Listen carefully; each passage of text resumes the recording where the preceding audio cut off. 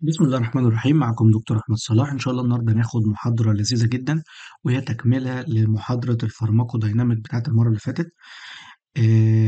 ده رقمي على الواتس، الرقم اللي ظهر قدامكم ده يقدر أي حد يتواصل معايا لو عايز يسألني في طريقة مذاكرة، عنده مشكلة معينة في المذاكرة، بيذاكر بطريقة وعايز يعرف صح ولا غلط، عنده أي سؤال في المنهج، يتواصل معايا. برضه أنا مديكوا كده إيه، أسبوعين فور فري، سواء معايا في الكورس أو مش في الكورس. كلمني على الواتس. آه لو في محاضرة كاملة أنت ما أنتش فاهمها، عادي هفتح لك زوم وهشرحها لك. يعني دي مني ليك كده، بس تكون أنت سمعت لي فيديو وما فهمتهاش فأنا هشرحها لك بقى لكن ما تستعبدنيش يعني. وبالتوفيق إن شاء الله، وبإذن الله يبقى ترم سعيد عليكم.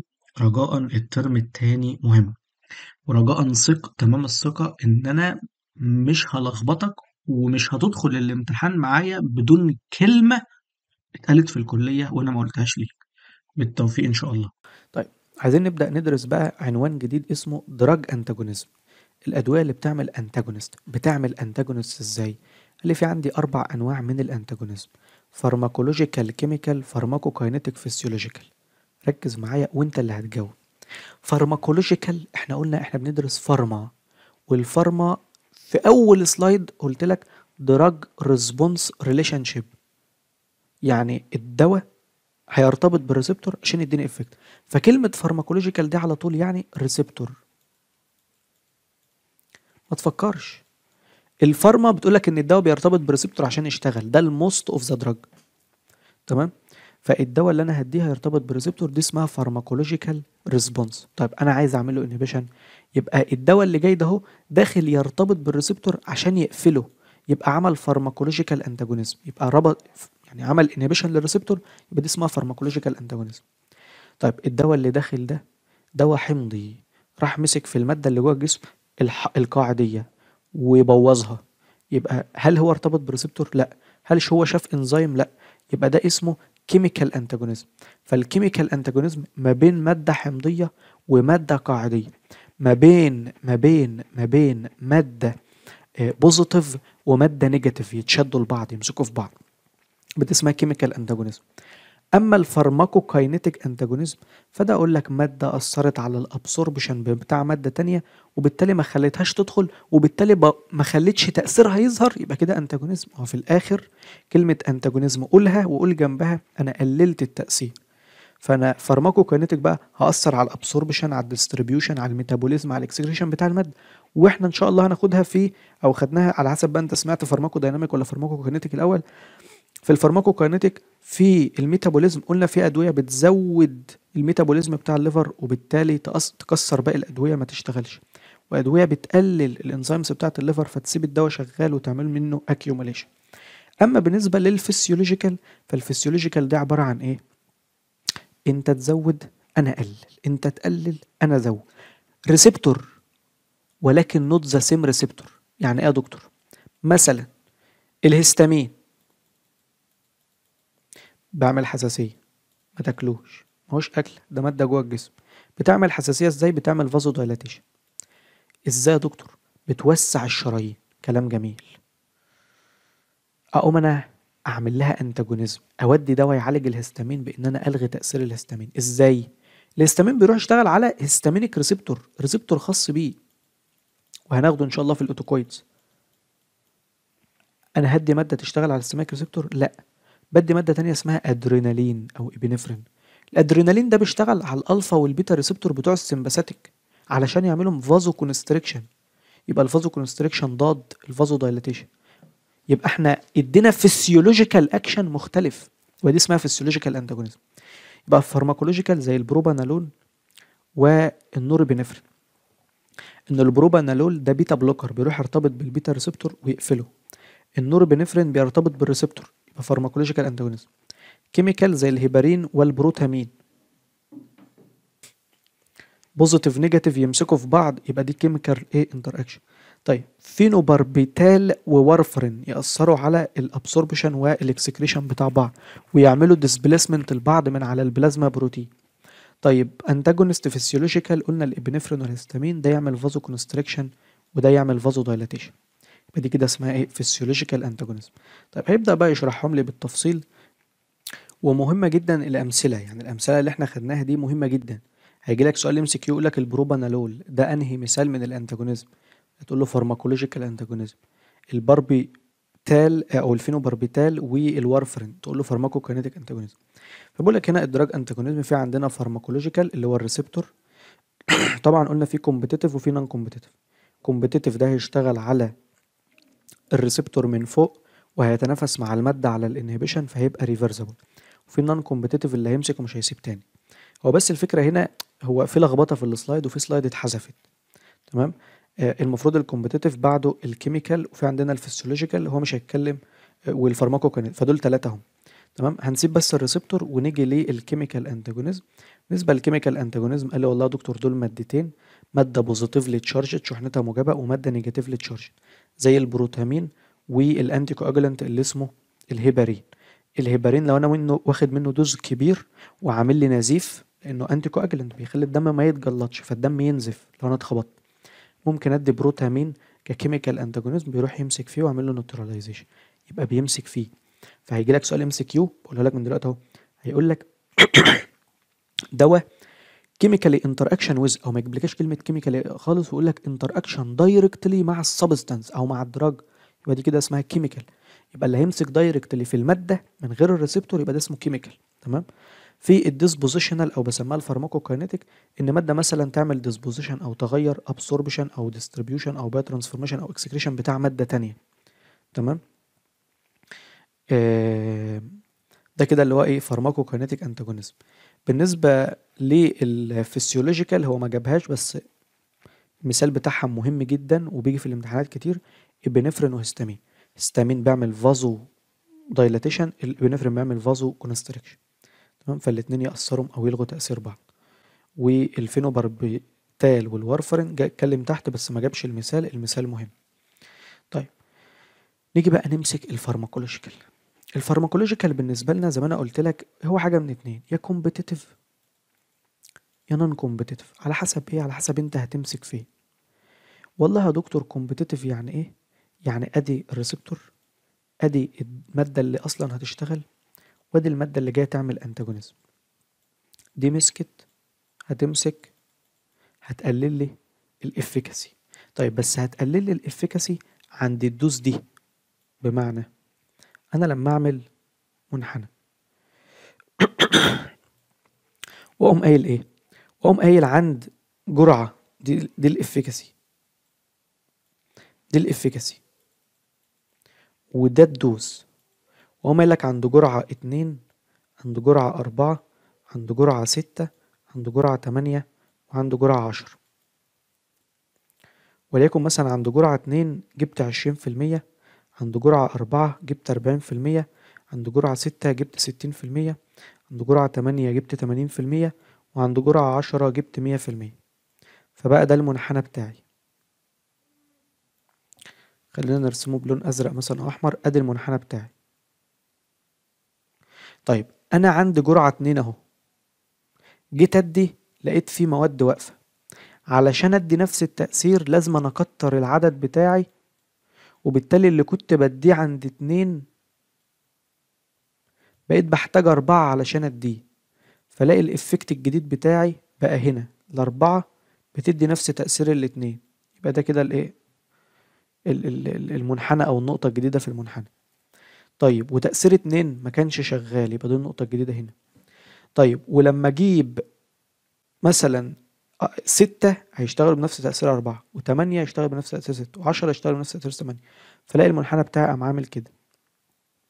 هوصل برضو للماكسيمال افكت، بس بدل ما كنت بوصله بتركيز 10 هوصله بتركيز 12.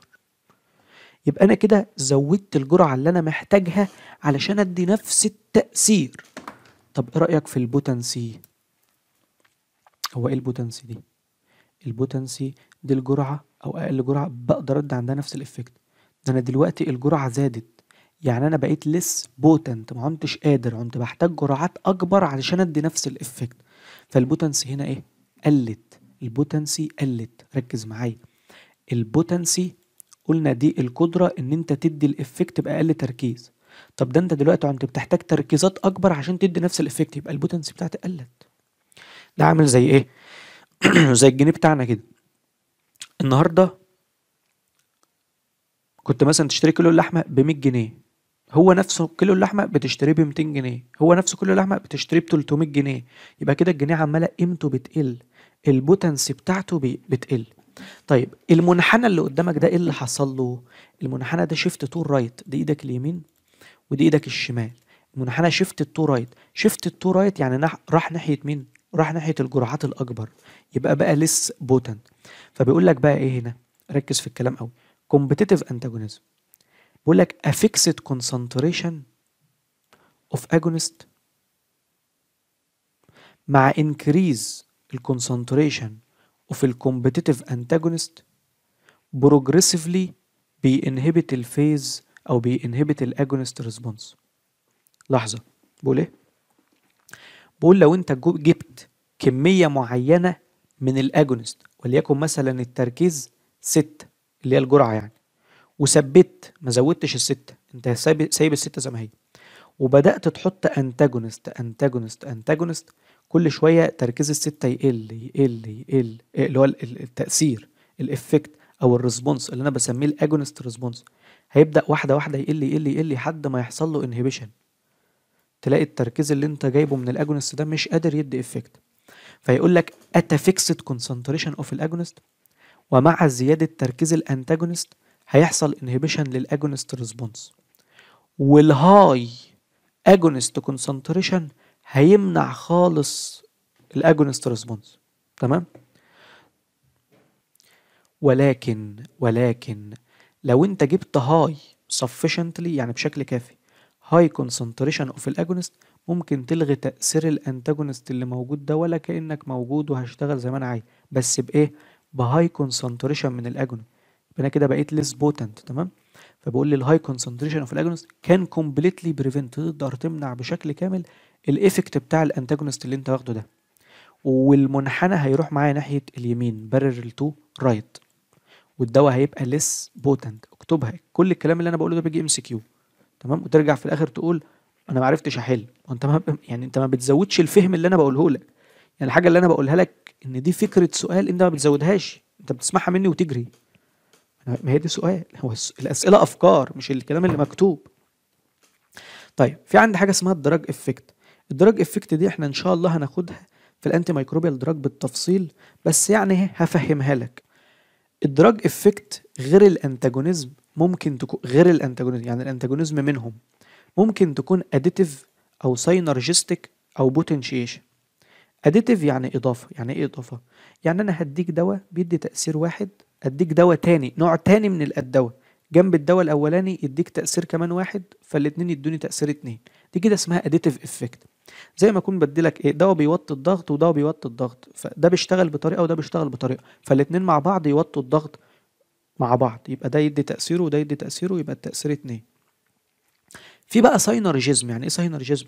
ده تأثيره وده تأثيره، الاقي جمعهم او جمع التأثيرين اكبر من مجموعهم، اكبر من الاتنين، دي كده اسمها ساينرجيزم. طيب ايه الميكانيزم هنا؟ هو بس كل القصة احنا ان شاء الله ناخدها في الانتي مايكروبيال دراج. زي ما بقول لك ده مضاد يعني، او ده بيقلل الضغط وده بيقلل الضغط، فبقى تأثيرهم مثلا ده هيخلي الضغط من 180 هيقلله 20، والتاني هيقلله 20، فلاقي الضغط نزل 140، يبقى كده دي اديتيف افكت. الساينرجيزم بقى بتبقى عامله ازاي؟ وانا بدي مضادات حيويه دي البكتيريا، في مضاد حيوي بيشتغل على البروتين اللي جوه البكتيريا، وفي مضاد حيوي بيشتغل على السيل وول. لما انا بدي الاتنين مع بعض انا بدمر السيل وول، فبفتح فتحه للدواء التاني يدخل، فالاتنين ساعدوا بعض على الاكشن، فلاقي هنا الافكت مضاعف، ساينرجيزم. في بقى بوتنشيشن. يعني ايه بوتنشيشن؟ ده دواء بيدي افكت ودواء تاني ما بيديش افكت، دواء مالوش اي افكت، زيرو. يعني ايه؟ يعني دواء بيموت بكتيريا والدواء التاني ما بيموتش بكتيريا، بس لما جيت اشوف الاكشن لقيت الدواء الاولاني ادى اكشن اكتر من الطبيعي، اكتر من الواحد. قال لا، يبقى الدواء التاني عمل حاجة، بس عمل حاجة تاني غير ان هو ادى اكشن. طب دي بتشتغل ازاي؟ في بعض انواع البكتيريا بتطلع انزيم اسمها البيتا لاكتاميز انزيم. البيتا لاكتاميز انزيم ده هو قادر ان هو يكسر المضاد الحيوي اللي هو اسمه البيتا لاكتام انتيبيوتيك. فيجي البيتا لاكتام يشتغل، بعض البيتا لاكتاميز انزيم يقوم مدمره، فالافكت بتاعه تلاقيه قليل، يقوم مديك مثلا افكت واحد. انا بقى بدي ماده تحمي البيتا لاكتام من البيتا لاكتاميز ده، وبالتالي البيتا لاكتام يشتغل افضل، فيدي تاثير اكبر من الايه، يدي تاثير اكبر من الواحد، يبقى التاثير بتاعه دلوقتي بقى اكبر من الواحد. دي اسمها بوتنشيشن. هل الماده دي راحت دمرت بكتيريا، يعني ساعدت البيتا لاكتام انها دمرت بكتيريا؟ لا، ده هي حميته بس. فدي اسمها بوتنشيشن، انها بتشجعه. تمام. التاثير الرابع معايا بقى اللي هو الايه، اللي هو الانتاجونيزم. انتاجونيزم يعني ايه؟ يعني انا هروح ارتبط عشان اقلل الافكت، يبقى واحد زائد واحد بيساوي مفيش حاجه خالص. تمام. طيب، ودي ان شاء الله هناخدها في الانتي مايكروبيال دراج، هنرجع نشرحهم تاني ونفهم الكلام ده، وعشان هنا كده جابهم على السريع يعني. طيب بص هنا الكومبيتيتيف انتاجونيزم، انا شفت تو ايه، شفت تو الرايت، يبقى البوتنسي بتاعتي قلت. فبيقول لك اهو، هنا الدراج لوحده اللي هو الانتاجونست، هنا الاجونست الون، ده اجونست، اي جي اجونست. تمام. اجونست الون اداني الافكت ده. طب الاجونست ومع الانتاجونست احتجت تركيزات عليا من الاجونست عشان ادي نفس الافكتات. يعني شوف الافكت ده كنت بديه بالجرعه الصغيره دي، دلوقتي كنت بعوز له الجرعه الكبيره دي، وليكن مثلا دي جرعه 2 يبقى دي جرعه 10. طيب يبقى كده البوتنسي قلت، لان هنا كنت مور بوتنت، هنا بقيس ليس بوتنت. تمام. يبقى شيفت تو ذا رايت والبوتنسي قلت، ده في الكومبتيتيف انتاجونيزم. طب نيجي للنون كومبتيتيف. النون كومبتيتيف بقى لا، مفيش هنا تنافس، انا قفلت الريسبتور كده، الريسبتور باظ. يعني لما ارجع فوق للخمسه ريسبتور، انا جيت على 3 ريسبتور ما عادوش شغالين خالص خالص، ما لهمش افكت. فبدل ما كنت قادر اوصل لتركيز 5، او انا اسف، قادر اوصل لافكت 5 بالخمسه ريسبتور، بقيت بقدر اوصل لافكت 2 بس. فدي كده اسمها ايه؟ نون كومبتيتيف. شكرا. فاللي انا كنت بديه بالاجونست بالتركيز اللي تحت ده اهو، ده التركيز اهو، ده الافكت الريسبونس اهو، وصلت للتركيز للافكت ده اهو. طيب مع وجود النون كومبتيتيف انتاجونست، بدأ ما عدتش بعرف، ما عدتش قادر اوصل اكتر من كده، اكتر من الريسبونس ده، حتى بالجرعه اللي كانت بتوصلني ل 100%. طيب مع دوزس اكتر واكتر واكتر، بدأت اقل اكتر واكتر واكتر لحد ما يبقاش في ريسبونس خالص. يبقى هنا النون كومبتيتيف بيعمل شيفت او داون شيفت، بيخلي المنحنى يعمل داون شيفت لتحت، ينزل لتحت. مين بقى اللي بيقل هنا؟ اللي بيقل هنا الافيكاسي. قارن بين الكومبتيتيف والنون كومبتيتيف، سؤال في الامتحان نظري لا محالة ولا شك فيه. نون كومبتيتيف وكومبتيتيف، تقول له الكومبتيتيف بيأثر على البوتنسي، انما النون كومبتيتيف بيأثر على الافيكاسي. الكومبتيتيف ريفرسبل، النون كومبتيتيف irreversible. الكومبتيتيف اقدر اوصل فيه للماكسيمال ريسبونس، النون كومبتيتيف ما اقدرش اوصل فيه للماكسيمال ريسبونس. الكومبتيتيف بيبقى كومبتيتيف، لكن النون كومبتيتيف بيبقى نون كومبتيتيف. تمام. يبقى دي مقارنه ما بين الكومبتيتيف والنون كومبتيتيف. خد بالك، شيفت تو ذا رايت، الكومبتيتيف شيفت المنحنى للرايت، شيفت الكيرف تو ذا رايت، لكن النون كومبتيتيف شيفت المنحنى داون وورد لتحت، بينزله لتحت. تمام. طيب والله لولا ان انا عندي برد بس. طيب ده النون كومبتيتيف اهوت، بدأ يشرحه لي، انا مش هتكلم فيها قراءة على طول لان انت فاهمه.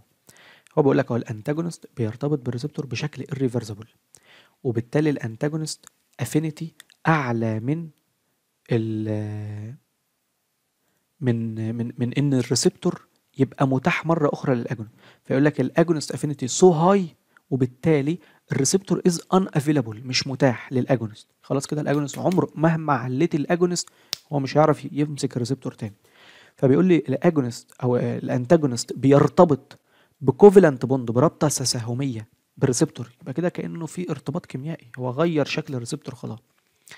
فبيقول لي افتر السستنشال بروبورشن اوف ريسبتور، اللي هو كميه الريسبتور او نسبه الريسبتور، ما انا بيبقى عندي 100 ريسبتور، الانتاجونست بيروح يرتبط مثلا ب 30 ب 40.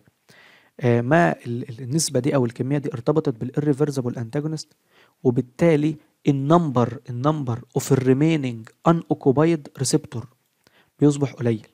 يعني الانتاجونست ارتبط بشويه، الشويه الباقيين اللي هم الاثنين اللي باقيينهم دول كميتهم قليله، وبالتالي حتى لو في هاي كونسنتريشن من الاجونست، فهو مش هيقدر يتغلب على الانتاجونست، ومش هيقدر يوصلني للماكسيمال ريسبوند كانت بي اتيند، اللي هو الماكسيمال اجونست ريسبوند كانت بي اتيند، لان عملت داون شيفت لمين؟ للكيرف. زي مين يا دكتور؟ قال لي مثلا زي الفينوكسي بنزامين، ده يعتبر نون كومبتيتيف انتاجونست. تمام. جاب في الاخر الفسيولوجيكال اهوت وكلمني عنها، بيقول لي الفسيولوجيكال او الفانكشنال انتاجونيزم ده تو دراج بيشتغلوا اندبندنتلي على تو ديفرنت ريسبتور. يبقى انا فارماكولوجيكال بشتغل على السيم ريسبتور، لكن فسيولوجيكال انا بشتغل على تو ديفرنت ريسبتور، واحد يرفع ايدي والتاني ينزل ايدي. تمام. اهو زي الابنفرين والهستامين لما بيشتغلوا في حاله الانافلاكتيك شوك، الهستامين يخرج بكميات كبيره يعمل لك انافلاكتيك شوك حساسيه، تقوم انت مدي الابنفرين يقوم مرجع الوضع للنورمال تاني.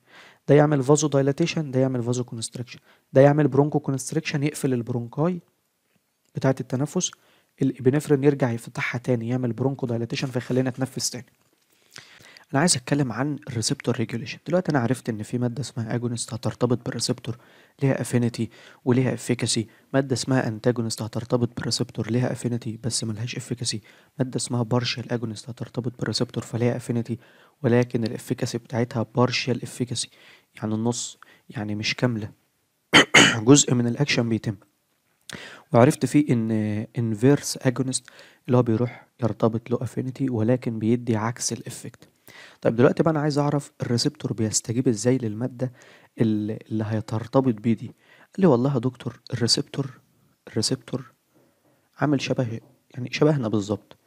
انا لو كل يوم اكلتك سمك سمك سمك سمك سمك هتكره السمك، لو كل يوم اكلتك لحمة لحمة لحمة لحمة هتكره اللحم، لو كل يوم اكلتك فراخ فراخ فراخ هتكره الفراخ. يبقى اذا في حاجة اسمها ايه؟ الممنوع مرغوب، الممنوع مرغوب، واللي انت بتاخده كل يوم بتغضب عليه. تمام. يبقى اذا انا لو جبت لك اجونست اجونست اجونست اجونست اجونست اجونست بكميات كبيره وعمال اخلي الريسبتور شغال شغال شغال شغال، يقوم الريسبتور ده يعمل نوع من انواع الريجوليشن اسمه داون ريجوليشن. يقول لك انا زهقت منك، انا ما عدتش هستجيب ليك. طيب لو جبنا هنا الريسبتور وقمنا حاطين عليه انتاجونست قافلينه، فهو بقاله فترة كبيرة جدا ما شافش الأجونست اللي فوق ده. أول ما أشيل الأنتاجونست هتلاقي الريسبتور ادى اكساجريتد افكت لهذا الأجونست. ليه؟ لأنه لما اتمنع عنه فترة طويلة عمل حاجة اسمها أب ريجوليشن. يعني ايه أب ريجوليشن؟ يعني زود الافكت. ما هو كان ممنوع عنه فبقى مرغوب، فلما قابلته هحضنه صح، يبقى هزود الافكت. لكن لما كان قدامي على طول عملت داون ريجوليشن يبقى بعدت عنه. يبقى وجود الاجونست يعمل لي داون ريجوليشن، ووجود الانتاجونست اللي كان موجود وانا شلته يعمل لي اب ريجوليشن. واظن بمفهومها البسيط خالص ان انا قلت لك اهو، انا اتعودت على الحاجه فاعمل لها داون ريجوليشن، بقى لها فتره مش موجوده اعمل لها اب ريجوليشن. ده طبعا عامل شبه الشعب المصري، يعني انت امنع عنه اللحمه وبعد كده اقوم منزلها له ب 500 جنيه، هيشتريها ب 500 جنيه عادي، نزلها ب 1000 جنيه هيشتريها ب 1000 جنيه عادي، المهم انها كانت ممنوعه وبقت موجوده فهيشتريها باي ثمن. تمام. لكن ما يقولش مثلا ده هي كانت موجوده، طب ما هي ما كانت ب 100 وكانت ب 50 دلوقتي ب 1000 انا هشتريها ب 1000 ليه؟ فاهمني؟ طيب نيجي للريسبتور ريجوليشن. الريسبتور ريجوليشن يا دكتور في عندي النمبر والافكتفنس بتاع الريسبتور هو اللي بيحدد لي او يتم التحكم فيه من خلال ريجولاتوري فاكتور. طيب تعالى بس نبدأ كده. داون ريجوليشن يعني ايه؟ داون ريجوليشن يعني الكونتينوس ستيميوليشن باي الاجونست يؤدي الى desensitization، ما عندش هحس بيه عشان شغال معايا على طول، ما عندش بعد كده احس ان هو شغال. شغل دوشة جنبك واقعد ذاكر عليها يوم اتنين تلاتة هتحس ان الدوشة دي مش موجودة، انت عملت لها داون ريجوليشن، بعدتها عن ايه؟ عن الحساسية بتاعتك، عملت لها desensitization. فيقول لك الريبيتد يوز اوف البيتا اجونست في حالات البرونكيال أزمة يؤدي إلى diminished في الريسبونس. الداون ريجوليشن دي زي المخدرات مثلا. هو المخدرات بتتاخد بجرعات عالية كل مرة ليه؟ أنا دلوقتي جيت قعدت جنبك وأنت بتحشش خدت نفس حشيش اتسلطنت، قعدت جنبك المرة الجاية خدت نفسين اتسلطنت، قعدت جنبك المرة اللي بعدها شربت سيجارة اتسلطنت، المرة اللي بعدها شربت سيجارتين اتسلطنت. يبقى كل مرة انا عمال ازود الجرعة. ليه؟ لان جسمي عمال يعمل desensitization للمادة اللي انا بدخلها دي. ما هو عاد continuous stimulation، ما انا طول ما انا قاعد جنبك حالي موقوف. دي نفس الفكرة. واحد عنده برونكيال أزمة، يعني ايه؟ يعني البرونكاي بتاعته حصل فيها برونكو كونستريكشن، مقفولة. فانا بديله من بره بيتا 2 اجونست. واظن ان انتوا خدتوا فيسيولوجي، واخدنا مع بعض فيسيولوجي، وقلت لك في الفسيولوجي ايه؟ ان الاي مكان الاس عارف. المهم خدنا في ان البيتا 2 بتعمل برونكو دايلاتيشن، فازو دايلاتيشن. فدي موجوده في البرونكاي عشان تعمل برونكو دايلاتيشن. فانا اقوم اديها من بره، فهي توسع البرونكاي. بس بعد فتره البرونكاي تتعود عليها، فعاوز ازود الجرعه من البيتا 2 عشان ترجع تشتغل تاني. تمام. وبعد كده تبقى ان افكتيف، ابدا ادور بقى على حل بديل. ده في حالات الكرونيك برونكيال ازمه، الناس اللي عندهم برونكيال ازمه باستمرار. طيب، بيقول لي هو different mechanism suggested this phenomena. يعني ايه اللي يفسر لي حتة ال desensitization دي؟ قال لي اول حاجة decrease the sensitivity، ان الريسبتور علشان يبقى stimulated البيزل الكتريكال التشارج بتاعته زادت، فانا ما عدتش بقدر اوصل لها. يعني الاول كنت بالستيمولس مثلا 5 ملي اقدر اعمل لها ستيميوليشن، هي عليت لفوق فبقيت عايز 7 مللي، فالطبيعي ما عادش بيعمل لي سنسيتايزيشن، فانا كل مره عايز ازود. يبقى اسمها ديكريز السنسيتيفيتي. يبقى دي كده نظريه تفسر الداون ريجوليشن.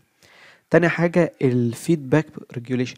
احنا عندنا وخدنا في الفسيولوجي برضو ان انا في عندي في الجسم حاجه اسمها الفيدباك ميكانيزم. الحاجه اللي تزودني انا هروح اقللها، والحاجه اللي تقللني انا هروح ازودها. دي اسمها نيجاتيف فيدباك ميكانيزم. يبقى انا اشوف مثلا انا اديت او ضغط وطي، فجسمي عمل ميكانيزمات عشان يرفع الضغط. ولما رفع الضغط لما وصل للنورمال بعت اشارات قال خلاص كفايه ما انتوش ترفعوني. يبقى هو قلل الاستيمولس اللي كان سبب فيه. فدي اسمها فيدباك ريجوليشن، ان برضه الريسبتور من كتر الاستيموليشن بيروح يقول للاجونست خلاص انا ما عنديش هشتغل. تالت حاجه بقى يقول لك الاكتيفيشن اوف السيتوزوليك بروتين. ايه البروتين ده يا دكتور؟ الفكره ان ده السيل ممبرين، الريسبتور بيكون واقف فوق كده. من كتر ما الاجونست بيرتبط بالريسبتور في مادة موجودة في السيتوبلازم اسمها الريستينز. من اسمها كده الريست يعني بيقبض على او بيمسك، فدي بتروح تمسك في الريسبتور من كتر ما مسك في وتشده لتحت تدخله جوه الخلية. فبعد كده الاجونست يجي بره ما يلاقيش ريسبتور، يبقى يعمل له انترناليزيشن، يعني يدخله جوه الخلية يشده لجوه. طيب بالنسبة للريسبتور اب ريجوليشن قال لي برضه اللونج تيرم اكسبوتشر للانتاجونست frequently، يعني باخد انتاجونست على طول، يؤدي الى هايبر سنسيتيفيتي او سوبر سنسيتيفيتي من الريسبتور. انا منعت عنه الاجونست بتاعه، فعمال يشتاق لي يشتاق لي يشتاق لي، اول ما يقابله يقوم ماسك في جنب. فيقول لك اهوت الابرابت withdrawal اوف البيتا انتاجونست يؤدي الى worsening اوف الانجينا. تمام. الفكره هنا ايه؟ الفكره ان انت كنت مدي بيتا 1 بلوكر. خدنا البيتا 1 وعرفنا ان البيتا 1 بتهدي القلب، بتهدي الهارت ريت، بتهدي الكونتراكتيليتي، بتهدي كل حاجة، عشان لو الشخص عنده اريزميا او عنده مشاكل في القلب ابدا انا اعالجها. الريزميا ديت يعني اختلال في نبضات القلب، النبضات مش مظبوطة، فانا بديله بيتا بلوكر عشان اهدي القلب شوية. قمت انت فجأة من مزاجك كده الدكتور ادالك وانت فضلت ماشي عليه اسبوع 2 3 وفجأة قمت مبطله. كفاية دواء بقى، انا حاسس ان انا بقيت كويس. اكبر غلط. لازم الدكتور زي ما كتب لك الدواء يوقف لك الدواء، بس احنا ما عندناش الثقافة دي. الحمد لله احنا ثقافتنا يعني لو طبقناها صح ال100 مليون يبقوا 60 مليون او 50 مليون. فالبيتا بلوكر هنا قمت انت موقفها فجأة، وقفتها فجأة، والبيتا ريسبتور بتاع القلب ده هيموت ويشوف الاجونست بتاعه. فانت لما منعت البيتا بلوكر فجأة هو شاف الاجونست بتاعه قام مشغل القلب، رفع الهارت ريت رفعة ما اترفعتش قبل كده، فيقوم مؤدي الى ان الايه الاعراض بتاعته تسوء، ويحصل له كاردياك ديس اريزميا، وفي بعض الاشخاص يموتوا كمان. النظرية اللي بتفسر الاب ريجوليشن هنا حتة السنسس اوف النيو ريسبتور. يعني لما كان السيل ممبرين عليه 5 ريسبتور بتوع مثلا البيتا 1، وانت رحت بالانتاجونست قمت قافل 3 بشكل دائم، الجسم يعني مش هيقبل بهذا الوضع، فهيبدأ يكون نيو ريسبتور جديدة. تمام؟ فكون مثلا 4، فبدل ما انت كنت الأول شغال ب5 دلوقتي بقيت شغال ب4، فتلاقي وضعك متحسن، القلب ماهوش هايج، القلب شغال طبيعي. طيب انت قمت فجأة شايل الايه الانتاجونست بتاعك اللي فوق ده، شلت الايه، الانتاجونست اهو، بقوا كام ريسبتور؟ بقوا 7. ده انت كنت شغال ب5 دلوقتي بقوا 7. يبقى الايه، يبقى في اكساجريتد افكت هيتم اللي هو الريسبتور اب ريجوليشن.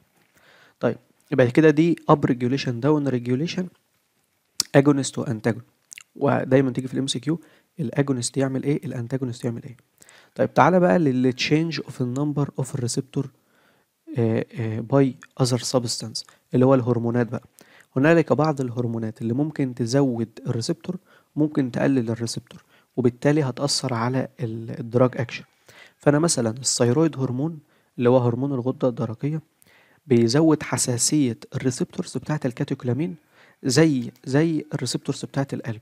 فكل ما كان الثيرويد هرمون موجود، كل ما الكاتيكولامين اللي هي منها النور ادرينالين يشتغل اكتر على القلب. طيب شخص بقى عنده سايروتوكسيكوزيس، يعني عنده exaggerated level of الثيرويد هرمون. exaggerated يعني مضاعف، level يعني مستوى من الثيرويد هرمون، يعني من هرمون الغدة الدرقية، يعني عنده الهرمون عالي جدا. يبقى اذا السنسيتيفيتي بتاعة القلب هتبقى عالية جدا. فده يفسر في عيان السايروتوكسيكوزيس اللي عنده زيادة في هرمون الغدة الدرقية، بيبقى عنده تاكيكارديا، قلبه عمال طم دم دم دم دم دم دم. طب ليه؟ قال لي بسبب ان الثيرويد بيزود السنسيتيفيتي. فثيروتوكسيكوزيس يعني هايبر سنسيتيفيتي، هايبر سنسيتيفيتي يعني تاكيكارديا، يعني القلب بينبض بسرعة جدا. تمام. وهنا لو انا استخدمت البيتا انتاجونست مش هتشتغل، لان الريسبتورز بتموت في الاجونست، فمش هتستجيب خالص للانتاجونست. تمام. طيب اللي تشينج اوف النمبر باي ديسيز ستيت، اللي هو اقول لك هنالك بعض الامراض ممكن تاثر على الريسبتورز، وبالتالي هتاثر على الافكتيفيتي بتاعه الدواء. زي ايه مثلا؟ زي مرض اسمه المياسينيا جريفز. المياسينيا جريفز ده بيبقى اوتو اميون ديسيز، انتي بودي بتيجي تضرب الريسبتور فتموته، فهتقلل لي عدد الريسبتورز. فلما اجي انا اشتغل بالاجونست الطبيعي بتاعي هلاقي الاكشن قليل. يبقى دي المياسينيا جريفز. المياسينيا جريفز هو مرض وهن أو ضعف العضلات الكبيرة. مايا يعني مصل، سينيا يعني ضعف، جريفز اللي هي الكبيرة. زي ايه مثلا؟ زي عضلات المضغ. عمرك كده قعدت تاكل او بتتكلم طول النهار وقلت ده عضلات فكي وجعتني؟ نادر قوي لما تحصل، يعني الا لو انت مجهد قوي. لا، المياسينيا جريفز ده هو مش قادر يمضغ، على طول فك وجعه. تمام. بسبب ايه؟ بسبب ان الريسبتورز مضروبة، فالاجونست مش عارف ينقل الاشارات العصبية للعضلات عشان تنقبض. زي الناس اللي عندهم انسولين ريزيستنس دايابيتس ميليتس، هما ما عندهمش سكر لان مفيش انسولين، لا الانسولين موجود، بس بسبب مثلا ان هي فاتي فيميل، يعني تخينه شويه وكده، فالدهون ديت بتقلل السنسيتيفيتي بتاعه الريسبتور. فهنا الانسولين مش عارف يشتغل، فدي اسمها الانسولين ريزيستنت دايابيتس ميليتس، عنده سكر لان جسمه ما بيستجيبش للانسولين. فدي برضو ايه، يبقى وجود المرض، وجود هرمون معين، اب ريجوليشن وداون ريجوليشن، هي دي الفاكتورز اللي بتأثر على الريسبتور. طيب بالنسبة للفاريشن ان ريسبونس تو ذا دراج، اللي هو الاختلاف، اللي هو الايديوسنكراتيك ريسبونس، هنا ده طبعا بيختلف من شخص لشخص على حسب الجينيتك ديفرنسز اللي بتأثر على الدراج ميتابوليزم، والاميونولوجيكال رياكشن المناعة بتاعتك اللي بتأثر على الالرجي. فدي اسمها ايديوسنكراتيك، اللي هو اختلاف الايه الريسبونس. بيقول لي كمان في عندك quantitative variation. quantitative يعني ايه؟ انا مثلا بكسر او الانزيمات بتاعتي شغاله اكتر منك، فيبقى انا هكسر اسرع، انت هتكسر اقل. انا هتخلص من الدواء بسرعه، فالدواء هيبقى تاثيره فيا محدود. انت هتتخلص من الدواء ببطء، فالدواء هيبقى في تاثيره فيك اكساجريتد، هيبقى كبير. فبيقول لي هنا الكوانتيتيف فاريشن في الدراج ريسبونس بتبقى اكثر عرضه، اكثر من الايديوسنكراتيك. الايديوسنكراتيك دي يعني حاجه ما كانتش موجوده جت، اللي هو ايه، انا مدي الدواء عشان اعالج الصداع لقيته بيعمل لي سرطان مش عارف ايه. طب هو انا مالي ومال الكلام ده؟ انا مش مديه ده. لكن حته الكوانتيتيف فاريشن دي ان انا خدت الدواء عشان يعلي لي الضغط، فعلى لي النورمال، انت خدته فعلاه اكتر من النورمال، واحد تاني خده فضل هايبوتنسيف، فدي اسمها كوانتيتيف، انا شغال بكميات مختلفه. فبقول لي بعض الاشخاص بيبقوا هايبر اكتيف، يعني مش هيتفاعلوا مع الدواء قوي، وبقى بالتالي ليس ريسبونس. دول اللي هم عندهم هاي ميتابوليزم. طيب وهايبر رياكتيف يعني هيتفاعلوا مع الدراج قوي. تمام. ودول كده اسمهم quantitative variation. انا هايبو رياكتيف وهايبر رياكتيف، لكن ما اقولش هايبو وهايبر سنسيتيف، لان هايبو وهايبر سنسيتيف دول خاصين بعمليات الالرجي والاميونولوجيكال ريسبونس، اللي هو انا عندي حساسيه من الدواء ولا لا. حساسيه ده بعيد عن تاثير الدواء، لكن كلمه رياكتيف لتاثير الدواء. بمعنى ان انا قلت لك اهوت انا باخد الدواء علشان يوطي لي الضغط مثلا، وانا ضغط 180 والطبيعي 120، انا هاخد الجرعه وانت هتاخد الجرعه واحنا الاتنين ضغطنا 180. انا لما اخد الجرعه هقل ل 150، انت لما تاخد الجرعه هتقل ل 120، يبقى انا بقيت هايبو رياكتيف لاني ما استجبتش للدواء قوي، لكن انت هايبر رياكتيف استجبت للدواء. تمام. لكن هايبر وهايبر سنسيتيفيتي انا خدت الدواء قام عامل لي حساسيه، راش، دي كده ليها دعوه بالضغط؟ لا. يبقى السنسيتيفيتي هنا حساسيه الرجي. تمام. لكن الهايبو هايبر رياكتيف تبع تاثير الدواء، هل اشتغل جامد ولا ما اشتغلش. طيب في عندي بقى شويه مصطلحات كده عايز اخدها، توليرانس وتاكيفلاكسس.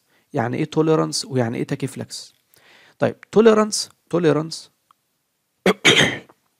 دي زي بتاع المخدرات، اللي هو خد الدواء مره، التانية التالتة، بعد كده ما عادش بيجيب فيه تأثير فعايز يزود الجرعة، مرة اتنين تلاتة ما عادش بيجيب تأثير فعايز يزود الجرعة. يبقى التوليرانس هنا معناها ايه؟ معناها ادابتيشن، انا بتعود على الدواء. فبيقول لك التوليرانس معناها decrease الانتنسيتي اوف الريسبونس، ان تأثير الدواء بيقل مع الريبيتد ادمنستريشن، مع ان انا باخده كذا مرة خلال الكورس اوف تريتمنت، خلال فترة العلاج. تمام. يبقى دي كده اسمها توليرانس. طيب لو انا حصل لي الديكريس في الانتنسيتي اوف الريسبونس دوت مع اول جرعه، يعني انا خدت جرعه جيت اخد التانيه ما اشتغلتش، دي كده اسمها تاكيفلاكس. يبقى التاكيفلاكس ما هي الا رابيد توليرانس. يبقى لما يجي في الام سي كيو ويقول لك ايه توليرانس افتر الفيرست دوز، قول له تاكيفلاكس. توليرانس او يقول لك ديكريز الانتنسيتي اوف الريسبونس افتر الفيرست او فيو دوزز، يبقى دي تاكيفلاكس. لكن مع الريبيتد ادمنستريشن وسابها عايمه كده يبقى دي توليرانس. تمام. طب ايه الميكانيزم اوف توليرانس؟ قال لي في تو ميكانيزم، كفارماكو دايناميك وكفارماكو كاينيتيك. كفارماكو دايناميك اللي هو الادابتيشن، اللي هو السيلولار توليرانس، اللي هي جايه بحته الداون ريجوليشن، ان البادي بيستجيب او بيتعود بيأدابت مع البريسنس اوف ذا دراج، مع وجود الدواء، نتيجه ان هو بيعمل ايه، داون ريجوليشن اللي احنا خدناه من شويه، وبالتالي هنا الريسبونس بيبدأ يقل. تمام. وده بيحصل مع معظم الاديتنج دراج، اللي هي الادويه اللي بتسبب التعود او الادمان. طيب الفارماكوكاينيتيك بقى هو الدراج ديسبوزيشن توليرانس، ان بعض الادويه بتحفز الليفر مايكروزومال انزيم انها تكسر اكتر، فلما باخد الدواء هو حفز الليفر مايكروزومال انزيم، لما اجي اخده المره الجايه الانزيمز تكسره اسرع فما احسش انا بيه. يبقى دي اسمها فارماكوكاينيتيك توليرانس او دراج ديسبوزيشن توليرانس. يعني ديسبوزيشن هناخدها ان شاء الله في الفارماكوكاينيتيك، ان انا ما عدتش بستجيب لدواء بكسره برميه. ديسبوزيشن اللي هو عمليه الاكسكريشن، ان انا برمي الدواء، وده بيحصل مع الكحول والباربيتيورين. طيب في حاجه اسمها الكروس توليرانس. الكروس توليرانس يعني ايه؟ تيجي كده يعني ان شاء الله، يعني ربنا يعافيكم كلكم، بس ان شاء الله مش انت مثلا، حد تاني قريبك او انت كدكتور بتعمل عملية المريض هيقول لك قبل ما تخدره اسأله انت بتشرب حاجة يا حاج؟ لا والله يا ابني ما باخد اي حاجة. حاج تحشش، مورفين، شد بودرة، اي حاجة، اشرب خمرة؟ يقول لك لا والله يا ابني ما بعمل اي حاجة من دي. طيب ماشي يا حاج. تيجي تديله جرعة البنج، الحاج ما نامش، تديله كمان جرعة ما نامش، يا حاج بتاخد حاجة؟ هتموت. يقول لك اه انا يعني من فتره والتانيه كده بقعد مع اصحابي احشش. اه بيحشش فمتعود على المواد المخدره، فانت لما تروح تديله في العمليات الجرعه اللي انت بتديها له دي مش هتاثر فيه. فدي اسمها كروس توليرانس، ان انا مثلا باخد مورفين فلاي حاجه تانية شبه المورفين بتشتغل على البرين، البرين مش هيستجيب، البرين متحصن يا باشا من الحاجات دي. فيقول لك الكروس توليرانس دي بتبقى ما بين الكيميكالي والفارماكولوجيكالي ريليتد دراج. يعني اللي بيشرب مورفين الخمرة ما تأثرش فيه، اللي بيشد هيروين الباربيتيوريتس ما تجيبش معاه نتيجة. تمام. يبقى هو اتعود على المكيفات بشكل عام. انا بشرب قهوة. طيب التوليرانس بقى يقول لك could sometime be avoided by increasing الدوز. يعني هتفادى التوليرانس زي ان انت تفضل تزود الجرعة، كل ما يعوز اديله.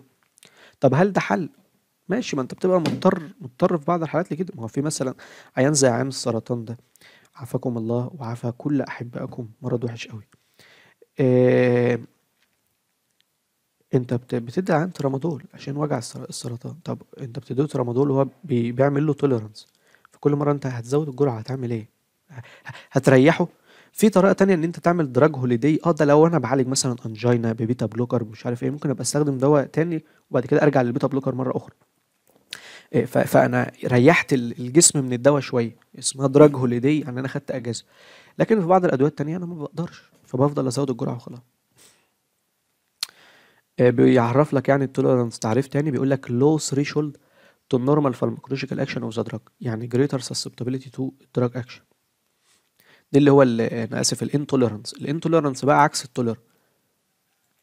الانتوليرانس ان انت كل ما بتدي الجرعه كل ما التاثير بيزيد، فده بيبقى ناتج عن ايه؟ ناتج عن ان حصل لو ثريشولد، بمعنى ان مثلا ده الخط اللي انا كنت عايز ادي من عنده تاثير، فقمت مديك الجرعه دي، تمام، بعد شويه الخط ده قل، ف يعني اديتك الجرعه العاديه لقيت التاثير بقى اكثر، الخط ده قل. فالانتوليرانس عكس التوليرانس، يبقى لوس ثريشولد تو نورمال فارماكولوجيكال اكشن. طيب اللي تشينج اوف الدراج كونسنتريشن بقى اللي بيوصل للريسبتور، ودي بتبقى ناتجه عن الفارماكوكاينيتيك كوزس، اللي هو الدواء ما عادش بيوصل بتركيز ايه كويس. ده بقى بسبب مرض. انا كنت باخد دواء كان بيجيب فيها تاثير حلو قوي دلوقتي باخده ما بيجيبش فيها تاثير، نتيجه ان في ديسيز عندي after a repeated administration of the same drug البروتينز او الحاجات اللي كانت بتشيله او بتنقله ما عادتش متوفره. تغير بقى في الايدج في السكس في البادي ويت في الكلام ده كله، هيخلي كميه الدواء اللي بتروح مش زي الاول، وبالتالي الريسبونس مش زي الاول. في عندك برضو يقول لك الفاريشن في الكونسنتريشن اوف الاندوجينوس سبستانس. يعني ايه؟ يعني انت عندك اندوجينوس سبستانس قد ايه، ده هيأثر على الدواء. هيأثر على الدواء. بيقول لك انا جيت ادي بيتا بلوكر. بيتا بلوكر يعني حاجه تقفل البيتا 1 بتاعه القلب. كلام جميل، كلام جميل. اديتها مره في شخص سليم هيلسي 100% وصحته زي الفل، واديتها مره في شخص عنده فيوكروموسايتوما. ايه الفيوكروموسايتوما؟ الفيوكروموسايتوما ده بيبقى تيومر في الادرينال جلاند، فبتطلع ادرينالين بكميات كبيره جدا، لكن الشخص الهيلسي ده نورمال ادرينالين.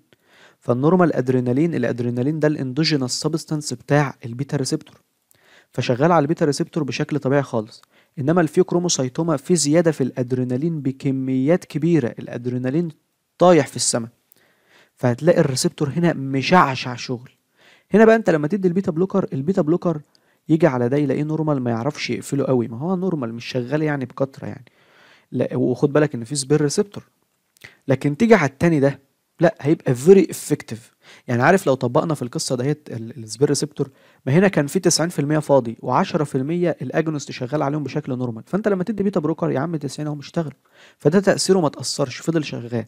لكن هنا انت في اكساجريتد اجونست، فاكساجريتد اجونست ده ماليلي وليكن مثلا 70 80% من الريسبتور و30%، فانت لما تدي بيتا بلوكر هتقفل ال 30 وتروح تاخد من ال 70 دول مثلا 30 كمان. فكده انا كنت بدل ما كنت شغال باجونست على 70 ريسبتور بقيت شغال بالاجونست على 40 ريسبتور، فلاقيه جاب افكت. فيقول لك اهوت ان تاثير الاندوجينوس سبستانس اللي هو الاندوجينوس لايجند يعني بتاع الريسبتور هيأثر لي على على الريسبونس. بمعنى ان انت لو اديت بيتا ادرينرجيك انتاجونست زي البروبانالول، فهو هيقلل الهارت ريت قوي في البيشنت اللي عنده فيه كروموسايتوم، لكن لان عنده اندوجينوس كاتوكلامين عالي جدا، تمام، لكن في نفس الوقت مش هيأثر قوي على الشخص الاسيليتيك اللي هو الشخص السبورت، لان السبورت ده اصلا ما بيبقاش عنده كميه كاتوكلامين، بيبقى الكاتوكلامين في جسمه قليل، تمام، بسبب ان خلاص قلبه اتعود على الحركه والنشاط وكده. طيب في حته بقى alteration of النمبر اور الفانكشن اوف الريسبتور دي بتاعت الريجوليشن اللي هي داون ريجوليشن اب ريجوليشن، ان انا يقلل النمبر يزود النمبر بتاعت حته زياده السنسيتيفيتي وديكريز السنسيتيفيتي. طيب برضو اللي تشينج ان الكومبوننتس ان ان الريسبتور ديستال او الريسبونس ديستال تو الريسبتور، يعني الريسبتور ما فيش فيه اي مشكله، ولكن الحاجات اللي كانت بتعمل ريسبونس قعدت متغيره بسبب مثلا بقى تغير في الايدج في الجنرال هيلث في الباثولوجي في كده. الفكره ان الريسبتور ما فيش فيه مشاكل، الدراج بيدخل يرتبط بالريسبتور، الريسبتور فيري نورمال بيبعت الاشاره. الحاجات بقى اللي بتنفذ الاشاره هي اللي قاعد فيها مشكله، فتلاقي الريسبونس هنا متغير. تمام. يبقى كل اللي فوق ده او كل اللي احنا عمالين ناخده دي ايه؟ دي حاجات بتخلي في فاريشن، في الريسبونس. يبقى سبب الفاريشن ايه؟ خدنا كلمه التوليرانس والتاكيفلاكسس والانتوليرانس. اخدنا تغيير الدراج كونسنتريشن اللي بيوصل للريسبتور. اخدنا تغيير الريسبونس نتيجه الاندوجينوس سبستانس. اخدنا تغيير الريسبتور فانكشن ذات نفسها. اخدنا تغيير في الريسبونس او في اليات الريسبونس بعيدا عن الريسبتور. دي كلها حاجات تعمل فاريشن ما بين شخص وشخص. طيب من الفاكتورز برضو اللي ممكن تأثر على الدراج ريسبونس هي الدراج انتر اكشن، ان يكون في ادوية تانية انت بتاخدها وقت استخدام هذا الدواء. فانت ممكن تاخد دواء لوحده يعمل تأثير، تاخد دواء مع دواء تاني يعمل تأثير تاني خالص. دي اسمها الدراج انتر اكشن. او الاكل، ممكن تاخد دواء مع الاكل، يعني الدكتور يقول لك ايه، خد الدواء قبل الاكل. ليه؟ الاكل بيقلل امتصاص الدواء. خد الدواء بعد الاكل، خد الدواء مع الاكل. هي بتفرق لان في انتر اكشن بين الاتنين وبعض. فبيقول لك ان الدراج انتر اكشن اند الدراج فود انتر اكشن ممكن تعمل برضو فاريابيليتي في الريسبونس. طب ايه القصه يا دكتور؟ قال لي والله الدراج انتر اكشن دي احنا بنستفيد منها ساعات وبتضرنا ساعات. يعني مثلا في علاج الهايبرتنشن وفي علاج الازمه وفي علاج الانفكشن وفي علاج المالجنانسي ممكن نعمل كومباينيشن ثيرابي علشان نستفيد في علاج الحاجات دي. فلو انا استخدمت دوايين او اكتر ممكن ازود الثيرابيوتيك افكت وممكن اقلل السايد افكت. يعني مثلا مريض الضغط، احسن علاج لمريض الضغط هو الدراج كومباينيشن. بمعنى احنا بنعالج الضغط يعني تقريبا الموست كومن 3 ادويه. في ادويه بتشتغل على الكالسيوم تشانل بلوكر، تمنع انقباض العضلات الملساء الموجودة في الأوعية الدموية فتعمل شوية فازو دايلاتيشن ترخي الأوعية الدموية فالضغط يقل. ثم الدايوريتكس اللي هي مدررات البول اللي بتنزل شوية مية من الجسم فتقلل البلاد فوليوم فتوطي الضغط. ثم الانجيوتنسين ريسبتور بلوكر او الانجيوتنسين انهبيتور، كونفرتنج انزيم انهبيتور اللي هو الاي سي اي انهبيتور. دول بيعملوا ايه؟ قال لي دول بيمنعوا شغل ماده اسمها الانجيوتنسين. بتعمل ايه الماده دي؟ بتعمل فازو كونستريكشن، بتضيق الاوعيه الدمويه. فال3 ادويه دول الموست كومن والفيرست لاين. يعني لو عايز تبدا تعالج مريض ضغط اختار اي دواء من ال3 دول. قال لك لا، الاحسن ادي ال3 مع بعض بس ادي بجرعات قليله. لو انت محتاج من الاول 10 لوحده ومحتاج من التاني 10 ومحتاج من التالت 10، 10 دي جرعة كبيرة فتعمل لك سايد افكت، تعمل لك أعراض جانبية. لا يا باشا، احنا هناخد من ده 3 ومن ده 3 ومن ده 3. ال3 على مستوى الدواء ده ما تعملش أي أعراض جانبية، وعلى مستوى ما تعملش أي أعراض جانبية.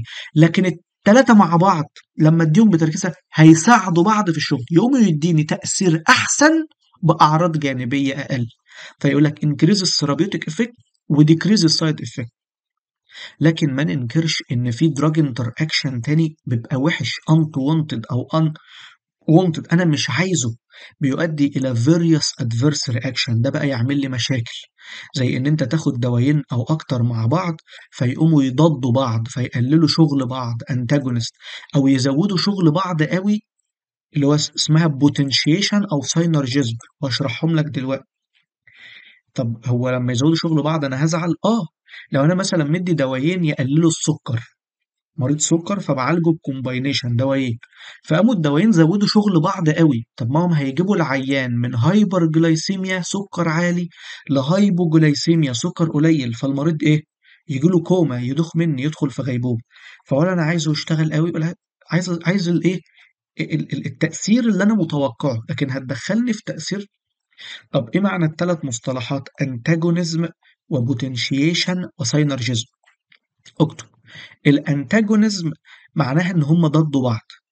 فالدواء الاولاني كان بيديني 10% شغل مثلا، الدواء التاني كان بيديني 10% شغل، الدوايين مع بعض ادوا 5% شغل. قال لا، ده بوظوا بعض. دي اسمها انتاجونيزم. هما ضدوا بعض، عرضوا بعض، واحد بيزود واحد بيقلل فالتأثير راح. لكن البوتنشيشن والساينرجيزم لا، التأثير بيزيد. بس في البوتنشيشن، أو خلينا في الساينرجيزم الأول، واحد 10% والتاني 10%، الاتنين مع بعض يقول لك يعملوا لي تأثير كبير، يعملوا 25%. لا، ده مجموعهم 20، عملوا أكبر من مجموعهم، يبقى دي ساينرجيزم، ساعدوا بعض. طب لو هيبقى التأثير بتاعهم مجموعهم وفقط، قال لي دي اسمها اديشن. يبقى الاديشن ان هم يعني هيتضافوا على بعض، انت بتدي 10 وانا بدي 10، يبقى احنا الاثنين ندي 20. لكن الساينرجيزم مجموعه يعني تأثيرهم مع بعض اكبر من مجموعهم، اللي هو هيبقى 25 او 30. فاهمني؟ يبقى الساينرجيزم هما الاثنين مع بعض بيدوا اكتر من مجموعهم الفعلي اللي هو العدد، لكن الاديشن هو مجموعهم وخلاص. امال ايه موضوع البوتنشيشن؟ لا، البوتنشيشن ده فيه دواء تأثيره صفر، يعني ملوش شغل، الدواء ده مش شغال، بس لما بتديه مع الدواء التاني، الدواء التاني بيتحفز فيديك اكتر من مكان ما بيدي 15. يبقى البوتنشيشن كلمة واحدة، دواء ملوش تأثير، ملوش شغل في اللي احنا بنعمله. يعني مثلا ماهوش مضاد حيوي فما بيموتش بكتيريا، ودواء تاني بيموت البكتيريا، لما تحطهم مع بعض تلاقي الدواء اللي بيموت البكتيريا بدأ يتنشط. طب ايه الفكرة؟ لا، الفكرة هشرحها لك بعدين مش دلوقتي. بس ايه، اعرف بس الارقام اللي انا هقولها ده. في البوتنشيشن 1+0 اكبر من 1. الصفر يعني ايه؟ يعني الدواء التاني ملوش افكت، بس خلى شغلهم مع بعض اكبر من شغل واحد لوحده. طب الساينرجيزم 1+1 اكبر من 2، ده معنى كلمة ساينرجيزم. طب الاديشن 1+1 يساوي 2. طيب بيقول لك ان الدراج انتر اكشن ممكن تحصل نتيجة تو مين تايب. الفارماكو دايناميك انتر اكشن ان هما الاثنين مثلا ضدوا بعض على نفس الريسبتور او بيشتغلوا على نفس الريسبتور، زي المورفين والنالوكزون. المورفين والنالوكزون الاثنين بيتنافسوا على الاوبيويد ريسبتور، اللي هو الريسبتور بتاع الايه، المخدرات. الريسبتور ده موجود في الجسم طبيعي عشان تقليل الالم. خد بالك، احساس الالم اللي انت بتحسه ده احساس مخفف نتيجة إن الأوبيويد ريسبتور شغالة في جسمك. لو الأوبيويد ريسبتور اتشالت، الألم يبقى فظيع جدا. فالمورفين ده بيستخدم لتنشيط الأوبيويد ريسبتور. طب في ناس بتاخده للإدمان، لما احنا بنيجي نعالجهم بقى بنروح نوقف الأوبيويد ريسبتور فندي النالوكزون. فيقول لك النالوكزون بيستخدم في علاج الأكيوت مورفين أوفردوز. لو مريض واخد مورفين بجرعات كبيرة، تسمم توكسيسيتي، وعايز اعالجه، اديله نالوكزون. ليه؟ ده بيكمبيت معاه على الريسبتور فيقلل شغل الريسبتور. البوتاسيوم والدايوكسين نفس القصه، هما الاثنين بيضادوا شغل بعض.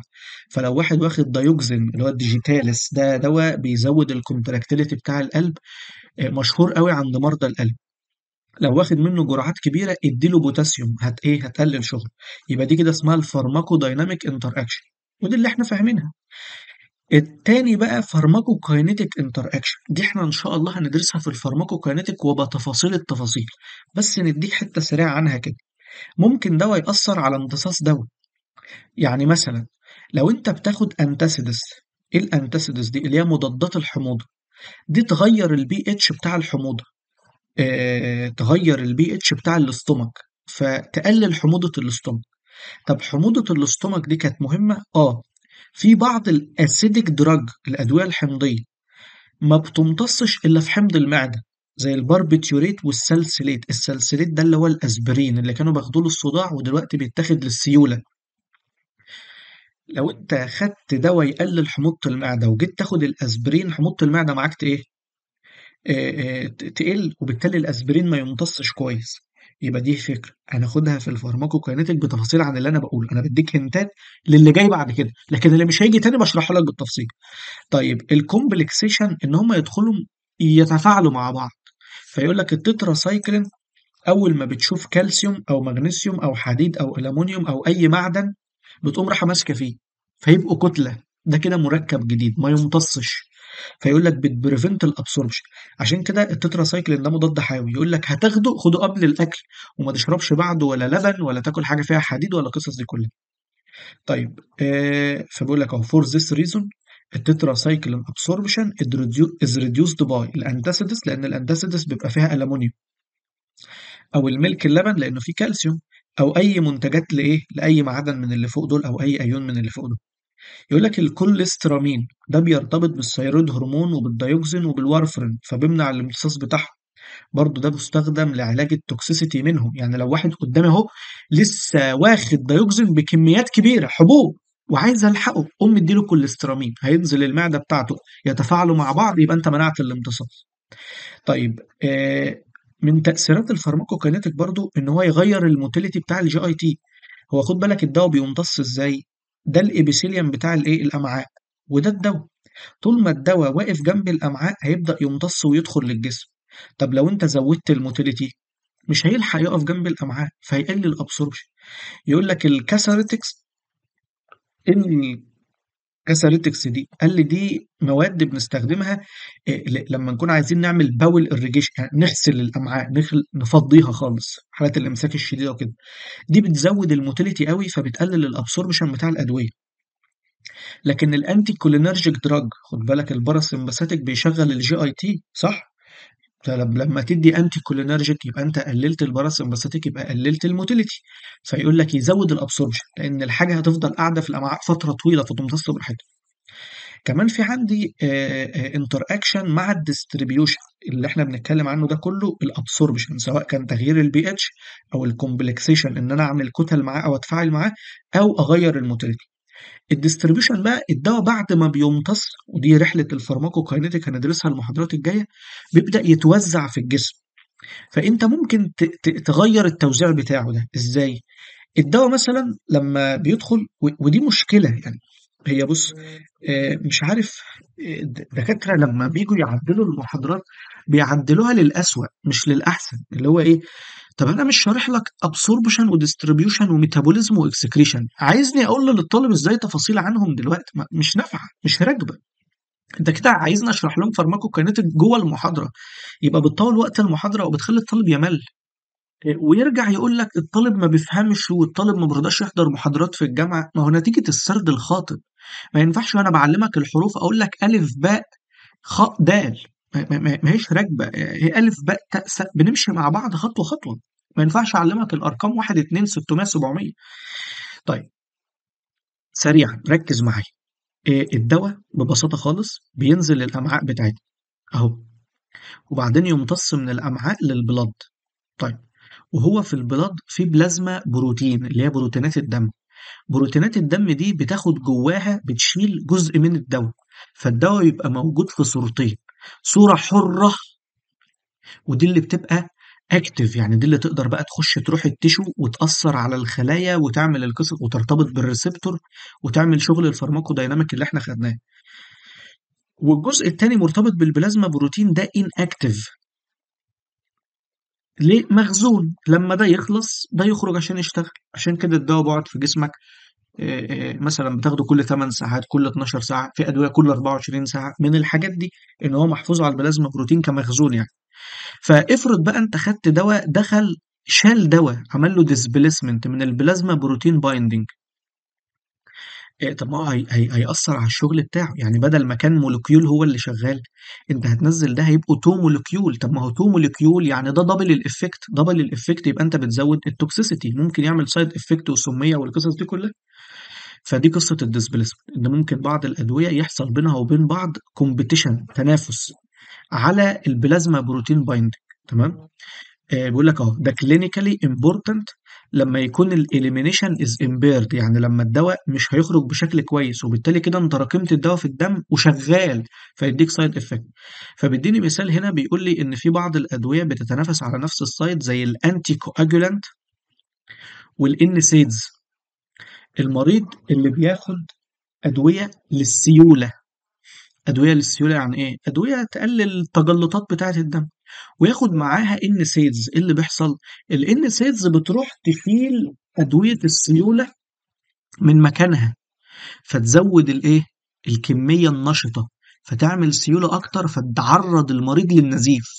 خد بالك انت لو سيوله الدم عندك زادت يحصل نزيف، سيوله الدم قلت يحصل تجلط، فاهمني؟ فانت بتاخد ادويه تزود السيوله لما يكون عندك نسبه تجلط، فلو السيوله زادت قوي تنزف. فيحظر على ال- المرضى اللي بياخدوا انتي كواجولانت ان هم يستخدموا الان سيدز بمزاجهم كده من غير استشاره الطبيب. طيب كمان الديسبيسمنت فروم التيشو بروتين بايندنج دي ايه برضو؟ دي برضو نفس القصه، ان هنا برضو في التيشو في بروتين، هنا في التيشو في بروتين بيمسك فيه الدواء. انت لو رحت شلته هترجعه للدم تاني. طب ايه المشكله لما يرجع الدم؟ لما يرجع الدم هيعدي على الليفر، هيعدي على الكبد، وبالتالي الليفر هيكسره، يبقى انت كده بتخلص الدواء بدري بدري. فبيقول لك الديسبيسمنت فروم التيشو، ونفس القصه انت بتجيبه من التيشو تحطه في البلاد فبتزود التوكسيسيتي، لان كميه طول ما الدواء في الدم هو شغال هيعمل اعراض جامده. فبيقول لك الديسبيسمنت فروم التيشو بروتين بايندنج سايت زي الكوينيدين بيعمل ديسبيس للديوكسين، وبالتالي يعلي السيرم ليفل اوف الديوكسين، وبالتالي ممكن يعمل توكسيسيتي، يعمل سميه. طيب تالت حاجه البايو ترانسفورميشن. ايه البايو ترانسفورميشن؟ اللي هي عمليه الميتابوليزم. الدواء بعد ما بيمتص ويخش البلد ويشتغل المفروض بيعدي بقى على الانسجه اللي هتكسره. من اشهر الانسجه الليفر، الكبد. الكبد جواه انزيمات مسؤوله عن تكسير الادويه. في بعض الادويه بتاثر على الانزيمات دي، يا تنشطها قوي يا تقلل نشاطها قوي، وبالتالي ده هيأثر على شغل الانزيمات دي على باقي الادويه اللي في الدم. ففي ادويه هتتكسر بسرعه وما تشتغلش، وفي ادويه تانية مش هتتكسر فهتفضل في الدم فتعمل سميه. تمام. فبيقول لك اهو، وده برضو يعني من الايه انا عن نفسي بحب اشرح الفارماكوكاينيتك قبل الفارماكودايناميك. الفارماكوكاينيتك بسيطه وبنستفيد منها واحنا بناخد الفارماكودايناميك، بس دايما الكليه مصممه تشرح الفارماكودايناميك الاول، مش عارف ليه بس ماشي، كان به. يعني جايب لك اختصار اللي هو الواد بقى في ايه، والدكتور في المحاضره ال ام اي اندكشن، اوه لا لا لا لا، وانت تزغرط وراه وتروح يعني ايه تكره اليوم اللي انت دخلت فيه كليه الطب. وقسما بالله من اسهل الكليات، بس قلت لك هي عايزه واحد مش مشتت، راكز عارف هو هيعمل ايه، فهيحط هدف قدامه، والطريق كمان ما هو مش هدف ان انا اعدي الكليه. طب الطريقه بقى، انا في طلبه، انا في كليات شارح فيها حاليا يعني، وانا بسجل الفيديو ده لحظه تسجيل الفيديو ده، في فيديوهات انا شارح فيها لحد سنه رابعه. بتقول له يا دكتور احمد هو انت بتاع، يعني ايه بتاع؟ يعني اللي هو انت شغال كده بظروفها. مش الفكره والله، انا بس الفكره في حاجه واحده بس، ما انا في يوم من الايام كنت طالب زيك. ف يعني نادر قوي ما كنت بفهم من دكتور، يعني كنت بقى في دكاتره معينه كده كنت اتمنى ان هم يشرحوا كل المواد. ليه؟ هو طريقته في الشرح حلوه، يعني هو طريقته في الشرح بسيطه وبيبسط لي المعلومه فبفهم منه. طب يعني الحمد لله، وده من آراء الطلبة، مش كلام مني ومش تفاخر، يعني هي دي مش حاجة أتفاخر بيها، يعني أنا ما باقفش على صوابعي. بس أنا باجي أشرح للطالب بيفهم مني اللي أنا باقوله، فبيفهم مني اللي أنا باقوله. طب والله ماشي، ما هو أنا كرست حياتي بقى السنين اللي فاتت دي كلها إن أنا أحاول أدرس وأذاكر وأفهم المواد اللي بتتاخد في النظام الجديد كله، ولا أنكر إن النظام الجديد هو اللي ساعدني أعمل كده، لأن النظام الجديد عاد قطع من المنهج. أنا ما أقدرش أدخل أقول له للطالب يلا أنا هشرح لك البطنة أو منهج البطنة اللي كان بيتاخد في سنة خمسة وفي سنة ستة في النظام القديم يعني، وأقول له تعالى هشرح لك منهج البطنة كله، وأقف عليه قدامه على السبورة أشرح له كل البرانشات مرة واحدة، اندوكراين وجي أي تي. أنا ما أقدرش، حقيقة ما أقدرش. يعني لأ، محتاجة منّي وقت، محتاجة منّي 5 سنين على الأقل تمرُّس لحد ما أقدر أعمل كده، وأقف زي دكاترة الباطنة اللي موجودة دلوقتي. لكن لمّا المنهج اتقسّم وبقى شباتر، فلأ، أنا أقدر أشرح chapter endocrine بكفاءة وبشكل كويس. ما هو في الأول وفي الآخر أنا يا جماعة أنا دكتور. تمام. فأنا دكتور فخلاص يعني هي دي مواد الطب. ما تقوليش دكتور هو أنت تخصصك بطنة؟ يا باشا أنا مش بكشف عليك في العيادة. يا دكتور هو أنت تخصصك جراحة عشان تشرح لي جراحة؟ يا باشا أنا مش فاتحك في العمليات وعمال بلعب في بطنك، لا دي حاجة ودي حاجة. دي معلومة طبية أنا بحاول أوصلها لك بطريقة سهلة، بطريقة تناسب تفكيرك كطالب وتساعدك إن أنت تحل في الامتحان. ففي طلبة أنا يعني، أو في كليات أنا شارح فيها لحد سنة رابعة، في طلبة عدد بتيجي تدخل سنة أولى بتقول لي لو في، يعني لو اقدر ادفع، يعني انا كطالب سنه اولى لو في امكانيه ان انا ادفع لك ثمن الكورسات من سنه اولى لسنه رابعه دفعه واحده، خدها وافتح لي الابلكيشن وحط لي الاربع سنين وسيبني مع نفسي بقى، انا هعمل كده. في طلبه بتطلب مني هم لسه في سنه اولى، بقول لك ناخد منك فلوس يا عم؟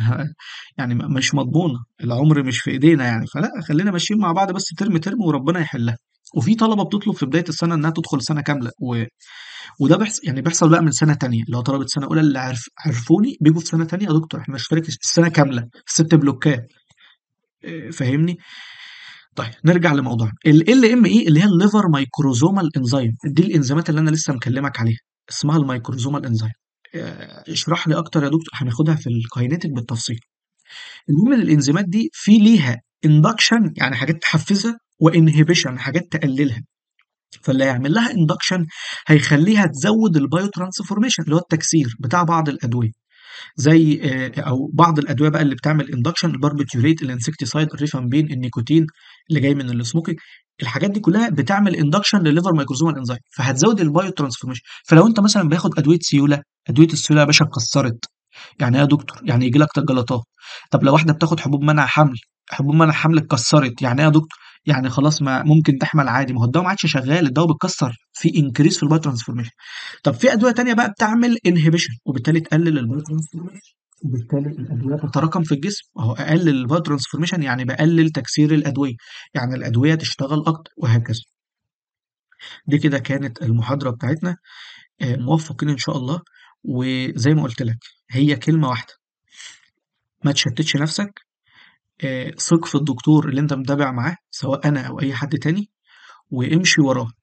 وانت بتجرب يا باشا، انت بتجرب صدقني. مفيش كورس هتشترك فيه لو اللي بيديه مش عارف حاجة. يعني لو اللي بيديه بيدخل يقرأ لك المحاضرة، ولا بيشرح لك أي حاجة ولا أي بتنجان، صدقني هيبقى فيه استفادة لو حتى بنسبة 10%. فإذا أنت ما خسرتش، ما أنت استفدت. بس خلاص.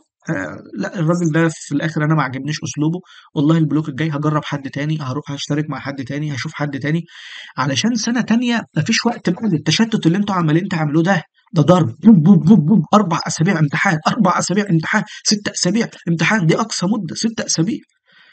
و6 بلوكات، شوف انت دلوقتي بتاخد 4 بلوكات وببدأ لك البلوكين طول الترم وقصة طويلة عريضة وتايه، فما بالك 6 بلوكات في سنة تانية. فرجاء آه، ارسالك على بر. تمام. بالتوفيق ان شاء الله. وزي ما قلت لكم ده رقمي واتس، عوزت مني اي حاجة تواصل معايا، هتلاقيني ما بردش عليه. تقوم عامل ايه؟ تقوم داخل على الرقم التاني ده، ده رقم الحجز بتاع الكورس. تقوم حاجز الكورس، وبعدين تقول لي للسكرتيرة سجلي لي اسمي عشان يظهر على الواتس عند الدكتور.